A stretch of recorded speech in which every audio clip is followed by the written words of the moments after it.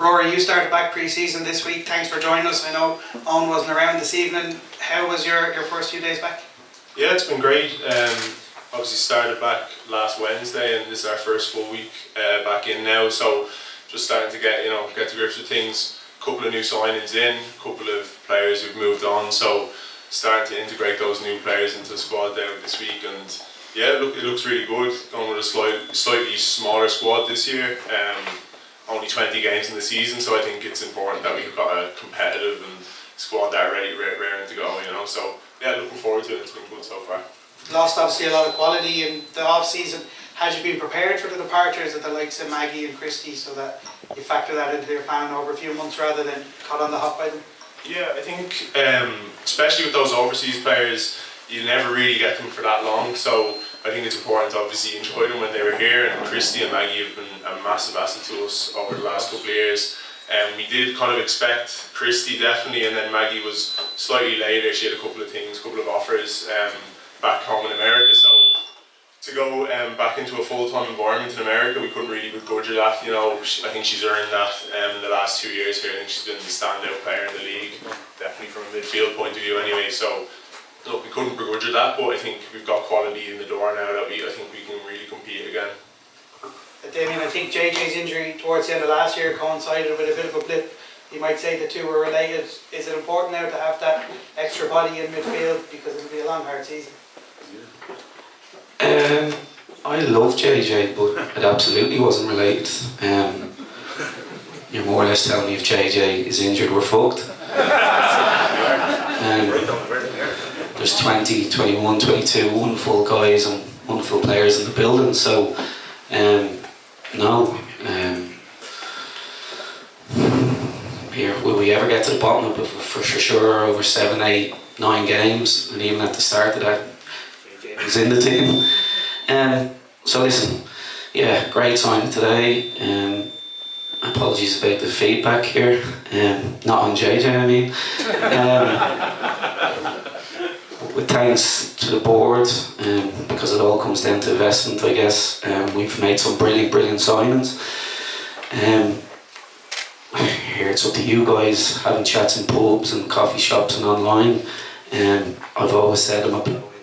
Hello.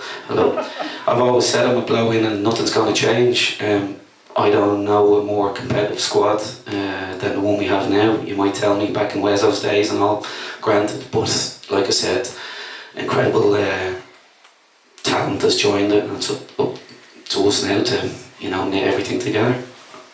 Obviously well-earned celebrations over the winter. What kind of shape did they all come back in on the end of December? I would have laughed about it a month ago because I was probably heavily involved in it, but I'm not laughing now. So I think pre-seasons in Ireland are always hard because for some reason life comes to a standstill. So even trying to get pitches and oh god, I can't go out in the rain, and so it's definitely a mentality thing, and also trying to get facilities. So it's going to be infrastructure problems in Ireland from generations that's gone by past. So from that side of it, pre-season's always difficult. It wears me thin, but it's probably are they recording? Is this on YouTube? It's probably the angriest I've been in 3.5 months, and I know he's probably all look at me and go, oh, he's always angry. I'm not. Believe it or not, I'm great bloody fun. But I really felt. Hello. Did you do a sound check earlier? No? No. Yeah, it's probably the angriest I've ever been.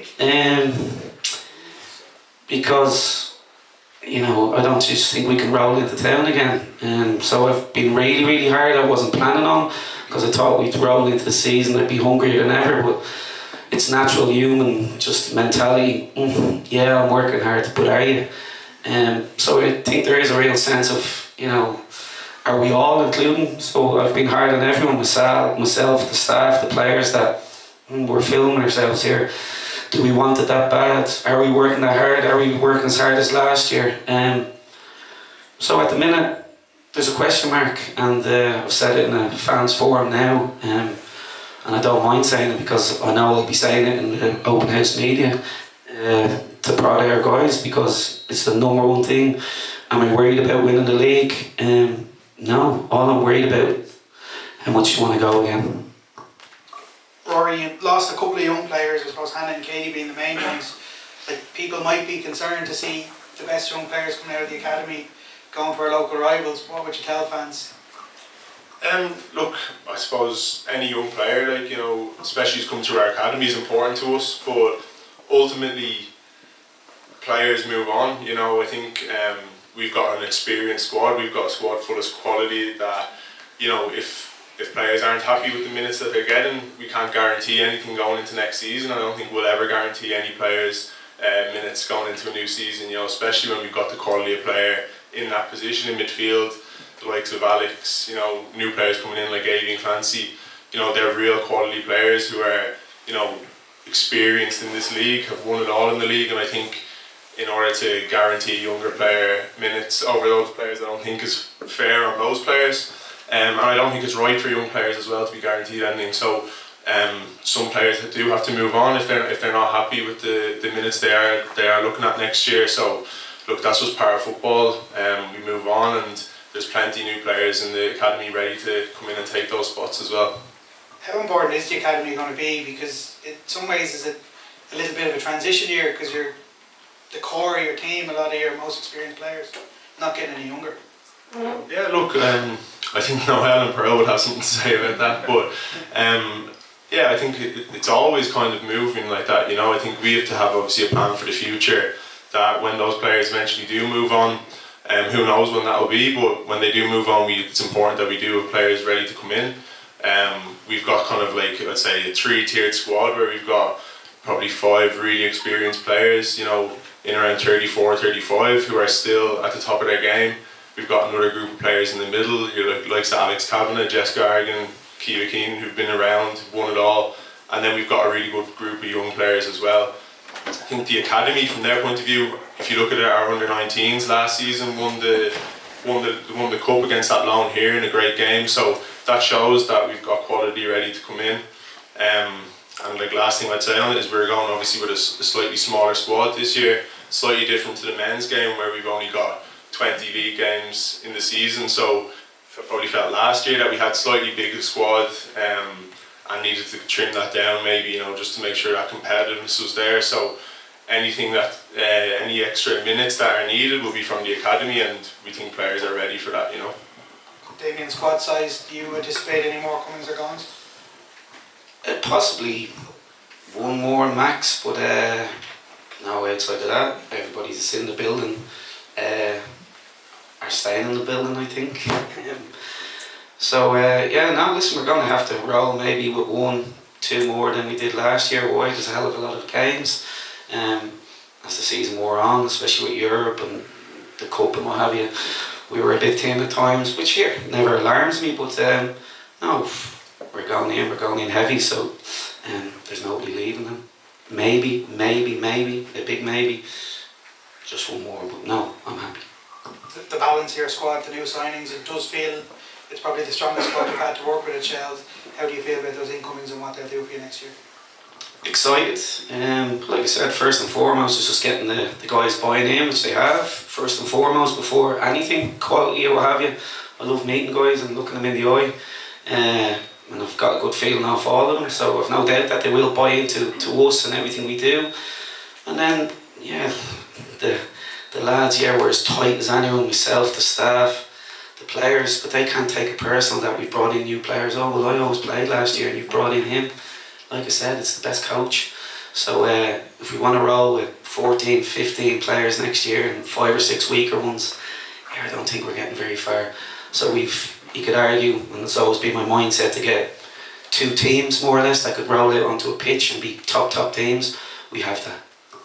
Do you take an awful lot of confidence from the way you finish the end of the season when the backs are against the walls and everyone tell you we've got it to finish that way? Do you take a lot from that? Yeah, here I definitely think for sure that before my eyes, And for some reason here, maybe it was innate, I don't know, I never doubted. So even when everybody was questioning us, etc., I always knew we'd do it. So, but it was certainly the last 3 games, this team, the squad, and certain individuals, they grew before my eyes, which bodes well going into next season. But again, I'll just reiterate, it's, you know, everything is better this season. Everything. We've got new meeting rooms, new offices, new everything. Again, thanks to the board, because, you know, it costs money. But that just doesn't mean you're entitled to go and win games and roll into town next season. Why have we been highly successful over 3 years? It all just comes back down to bloody hard work. So you can have fancy TVs and fancy this and that and kissy lips and fancy shoes. But whatever walk of life you're in, it comes down to, and I think you believe it more when it curse, fucking hard work. And that is why, at the minute, I'm going in every day like a demon, just to, you know, rile them, beat them off, whatever, prod them, and I'll continue to do it until I see that, yeah, we're in a good mind space. Rory, it's probably the most ruthless league in Irish football in that you don't really have a whole lot of room to slip up with the reduced season, the amount of games you play. The draws last year at the start probably proved very costly at the end of it. How important is it to have a strong start? Yeah, I was actually just looking at the league table there the other day. We lost 1 game in the league last year and managed to not win the league, which was obviously disappointing. And look, if you're looking back at it, I'd say it is those few early draws that sort of cost us. No major slip-ups throughout the season. I think it was just a couple of results that on the day, if you break them down individually, I think we did enough to win the games, but ultimately at the end of the season, you know, it's points on the board that count. So of course a quick start is what we're looking for. I think players know that as well. As a staff, we've been reiterating that already this season, you know, in pre-season, that we want to get off to a fast start and we want to continue that. I think a lot of that may have come down to, we obviously tried to come in and a lot of changes in the squad and the way we set up and the way we played. And I thought we saw the best of that in the second half of the season, so we want to continue that form on. Then we finished the league with last year into the new season, so I think we'll be in a really good position, probably a better position than we were this time last year, going into the start of the season. So yeah, we're excited, and I think a fast start will be a key to that, you know. It felt like a tighter league last year, like there wasn't the kind of mad scorelines we were seeing a year or two before that. Like, it looks from watching it that it's a more technical, more tactical league. Is it like that as a coach? Yeah, look, I've always said that the levels here are excellent. Maybe a few years ago there was 2 or 3 teams that, you know, were getting beaten heavily week in, week out. That doesn't happen anymore. I think every game is tough.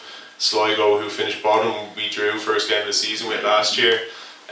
They set up really well. You know, the coaching's getting better as well. Teams are difficult to break down, and look, that's just something that we have to contend with.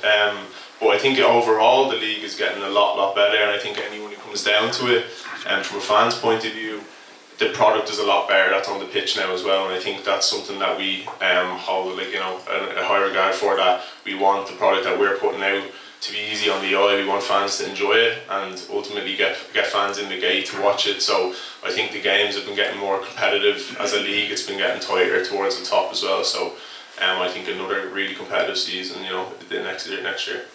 Make sure you get your hands up if you want to get involved with questions, and we come down to you with a mic. John will be down to you. Damien, the Saturday here in Talca felt like a very special day. Yourself, the trophy, the players in front of the Riverside, it packed. How did that day feel for you? Well, there's learning and everything, Darren. First and foremost, never tweet after a point. Highest fine in the history of the League of Ireland. Yeah, the charm and charisma got us out of that. We got out of it. How much was the fine? Do you want me going Neil will tell you after. Here it was fantastic. Fantastic. And I even referenced Gano. And it's maybe your first car, your first whatever, your first... Here, is it ever the same again? As in, for the players, here, it mightn't be. We still have to go chasing that dream. So it was a wonderful day here, but still nothing will ever touch that 5, 10, 15, 20 minutes just after the game. You're with guys that you've lived with practically all year. So yeah, the emotion, what you've put into it. And then here, I guess the standout, and where to find myself on rainy nights down in Wicklow, just looking at that, was a 90-second clip of the stand here when Harry Wood's goal went in. So I say we're built on hard work, we're built on emotion as well, and I love looking back on that. Not that I'm sitting all day there and dwelling, Jesus, that was great. But yeah, it was fantastic. But it's time to move on at some point. So yeah, it's back to work with a bang. And like I said, if the lads think, and I'm just echoing to use what I tell them, if they think they've worked hard for the first 3 years with us, they'll be working harder this year. If they think the demands at time has been a bit too much from myself and the staff, there'll be more demands put on them this season, because I'm no expert, but it's the only way I see that we get success again. Will bringing the lads to the beach light a fire to them around that time of the year where they go crawling in the sand? Yeah, we debated it. JJ still has the scars to show. So yeah, my brother was going to do it, but he's actually in the Lebanon. So first he gets home safe and well. So here we mix it up. This year we went somewhere on Monday, which was a hard blow and what have you, and we also, as you know, we had our compulsory night out on Saturday night. So here maybe the seeds that I'm planting are working and growing, because first 3 years when we have our pre-season night out, they hit it hard. They're like Oliver Reed. But I have to say, Saturday was probably the staff that were out last, and all the players are gone for 12, half 12, which is here. The flip side of it, that's semi-worrying as well. How do you fix that?